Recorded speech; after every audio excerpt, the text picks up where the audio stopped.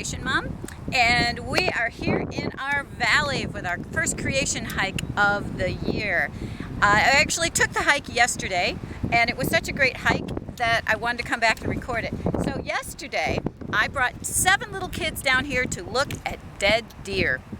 And so for those of you who are more sensitive, there are bones. There's no skin, there's skin and some fur, but there's no flesh on these bones. But we can learn a lot from the bones, and I wanted to show them to you. We are, if you can show everybody, this is a prairie wetland, which means that that river over there actually floods a lot of this area, and there are low places. And it is the end of April, or middle of April actually, and right now all that grass over there has been flattened down for the winter. In the summertime, it's going to stand up nice and tall, and the birds will stand up on them and keep an eye out for their nests, which they make down in the grass. But right now, because it's all flat, we can find carcasses. So, camera on me. Over here, I found a couple of carcasses. Now, both of these carcasses were, I have it on good authority from the land manager, that these animals died pretty recently. Like, just one of them, the first one we're going to see, had a broken leg and was trying to do the best he could for weeks and weeks and weeks, but about 2 or 3 weeks ago he succumbed either to infection or to the coyotes, and we're going to go look at him first. This is important. Here's some fur, but the carcass is way over there. And this is important to realize. Let's get closer to it. That's that when an animal dies, it doesn't just sit there and go back to the earth. It gets dismantled by the animals that are scavenging off of it. And some of those animals, yesterday we saw some bugs here. This is not a pretty sight, but if you look in there, you might see some movement. Oh, here. There are bugs on here, and these bugs are doing a very important job. Now we look at it and we go, well, there's nothing on here worth eating, but for the bugs, there's something worth eating. Now, this is a much older deer. From the same, much older carcass, actually. And if you notice something, unlike the other one, there are no leg bones around. My son Noah, my cameraman, just observed there are no legs here. In the other carcass, we found legs like 12 feet away from the carcass, but there are no leg bones here. They have been taken away. The other thing, come on really close here, is you notice the nose here has teeth marks on it. It's been actually chewed away. Now this was a little buck, probably the first buck.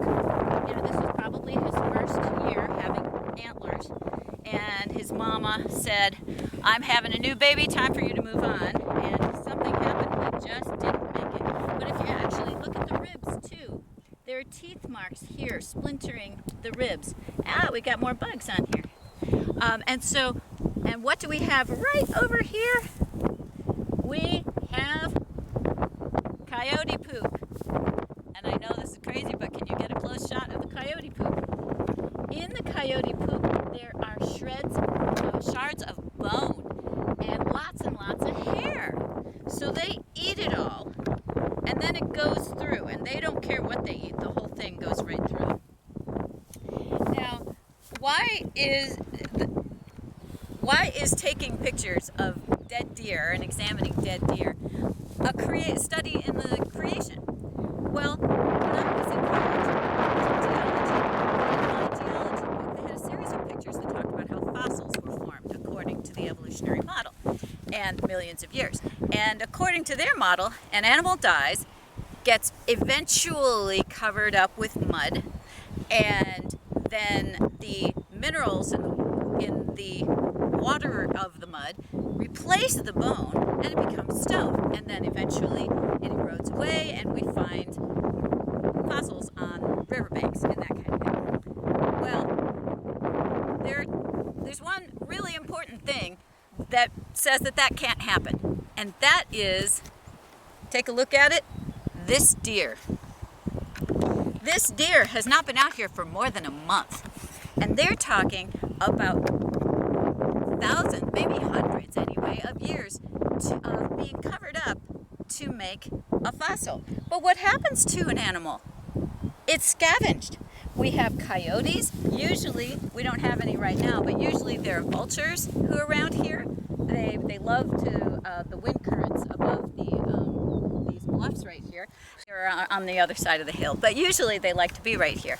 And then we have the bugs. So while we do find fossils that are kind of pulled apart and you only find a bit here and a bit there, we also do find actual entirely whole or mostly whole skeletons.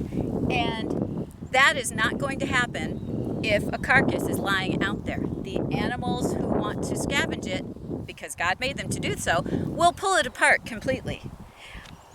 So how does a fossil actually get made? Well, it has to be covered really fast by hot water that has lots of minerals and as well as mud. So you know when you try to dissolve salt in your water to make pasta, it always dissolves faster in hot water than it does in cold water. And that's exactly what happens to the bone. When it's covered with hot water, it dissolves the minerals in the bone, and the minerals that are in the mud and the hot water replace the bone. And that way you get fossils. And we find fossils all over the earth. And the explanation for that is from the flood, because the flood wasn't just rain, it was volcanoes coming up and the seafloor spreading in the Atlantic Ocean that brought lots of volcanic minerals into the water and into the mud that covered up all the animals and fossilized them. And that was what dead deer have to do with fossils.